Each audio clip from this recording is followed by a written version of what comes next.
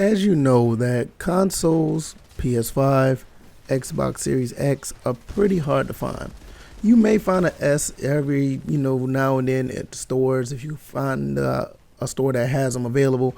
They're more likely to have them in the store. That's how I got mine.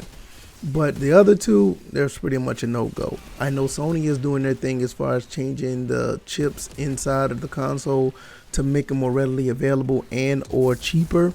Because it's been a big competition of trying to get as much chips for all other things outside of consoles. So hopefully that'll work over there. As far as Microsoft go, what Microsoft doing is a little unique, and I think it's pretty interesting to see how it plays out. Microsoft is announcing a program called the Console Purchase Pilot, and anyone who has signed up for the free Xbox Insider program on Xbox One, they can register for a chance to reserve one of these consoles. I mean, it works for the S as well, but mainly I'm talking about the X because that one is much more harder to find. So what do you have to do? Basically, like I say, you just have to, be an Xbox Insider, and what it'll be, the message will be sent to people on Xbox One, 360, Xbox Series X, and those who are selected will be asked to designate their willingness to buy either one of the consoles, the X or the S. And if the program informs you that the console is available and you're interested, you'll be asked to pay the full amount. People who will buy the Xbox Series this way will get full retail support, similar to if you bought it at a store. So basically, if you're on this program and if it's available, you have to make the purchase, and they will, let you know that if you're willing to buy it, they will give you all the support you need, and it will be sent out to you. They will send they do caution that the space is limited, and is going on to note that not all who register will be selected, and if you are selected, the message will show up in your inbox in a few days. So basically, what they're doing is, if you're willing to pay for one, they will send you out one if you're a part of the Xbox Insider program. Also, they said that in an effort to help to get our limited supply consoles in the hands of fans, we're testing the console purchase pilot program with Xbox Insiders, and I guess it's going to start at the beginning of this week or whatever.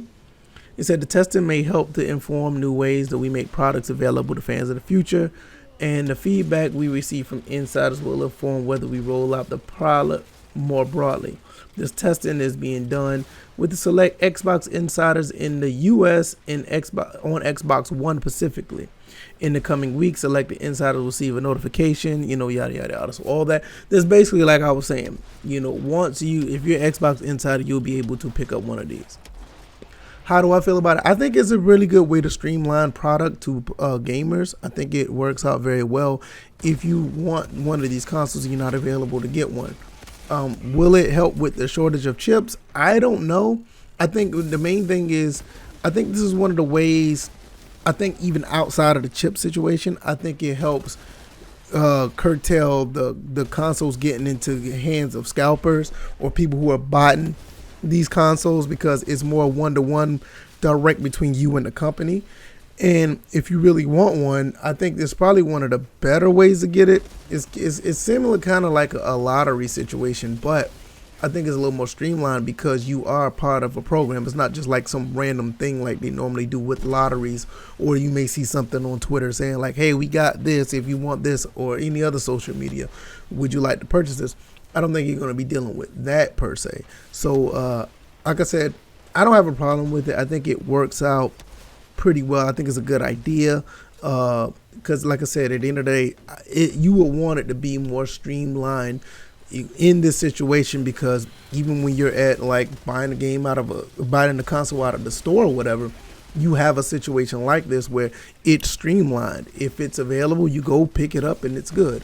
Or whatever the case may be, like if you want to pre-order one, and it's more streamlined, because in most cases pre-orders are available at the store if you pre-order it at a store and you just go pick it up.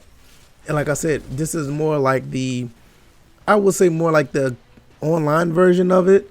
And even with the online version of, like, I think this is better than how they tried to do it before, when people were like pre-ordering and this, that, and the third, and then you try to go through a third-party site, i.e. like Walmart or Best Buy. You had a situation where you just did not get your console, albeit you may not have paid, but if you were in line on online, you just were not able to get it. Now with this situation, basically, if you're selected, you have to pay to buy the console up front. You should have the money up front, so that should not be a problem. So therefore, you should go ahead and get that together if you're going to be a part of this program. I would think that would be the case. You wouldn't be have a little bit of money or half of the money and think you're going to get this purchase. And I wouldn't even do that. It's a waste of time. So I just think at the end of the day, I think it works out. I think everything will be smooth. I think this will work out perfectly if there's no weird glitches or bugs over the internet, as far as, hey, I purchased this and I never got my email or this, that, and the third. It just seems like it's pretty streamlined from the company to the consumer.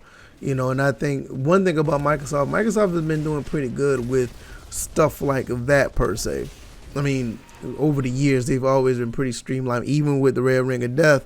The problem was the console was jacked up, but as far as streamlining, getting customer service from, sending your console off or getting any information about your console, I haven't had a problem with getting my consoles repaired on that end. Even when I had Xbox One, I had the Wi-Fi went out on my console and I had to send it off. But yeah, the Wi-Fi actually went out and I had to send my Xbox One off, and they sent it back, and it was a really good, streamlined effort to get everything done. So like I said, I'm pretty sure that all that will work out in that case. So let's see how that plays out. Maybe we'll revisit this and see how it goes.